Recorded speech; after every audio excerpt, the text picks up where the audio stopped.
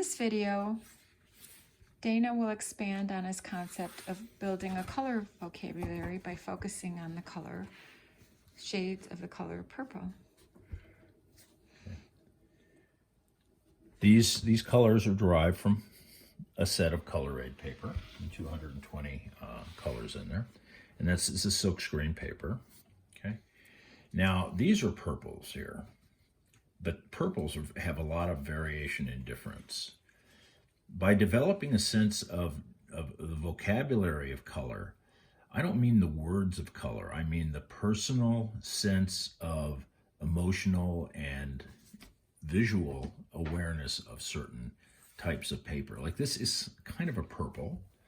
Let's move this over here. And for everybody who looks at it, it's going to be a little different. So everyone's going to see a different purple. Okay, now we're coming up on a purple that has a little more red in it. Do you see that, guys? It's just, so basically this is just a process of enjoying moving the paper around, so that the paper becomes a way of what I believe would be awakening something we all already have inside of us. This just allows that to open up a little bit, okay? And that's a really dramatically different color. Like a maroon. It's like a maroon. And look what it does to this one. This one here is kind of purple here, but when I put this maroon on top of it, it kind of becomes something different, doesn't it? Like gray. Like gray. That's part of there's a constant sense of colors interacting in relation to one another. And the gray, which was a little more maroon by itself, surrounded by the yellow paper, when I place this up here, it's now a little drained of the purple color, and it looks like it doesn't belong, when before it might have belonged.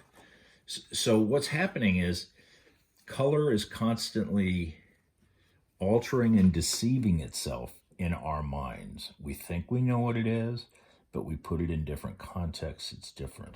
Now look at this kind of maroon here. This maroon is like a much darker maroon because it's surrounded by two lighter colors on opposite sides.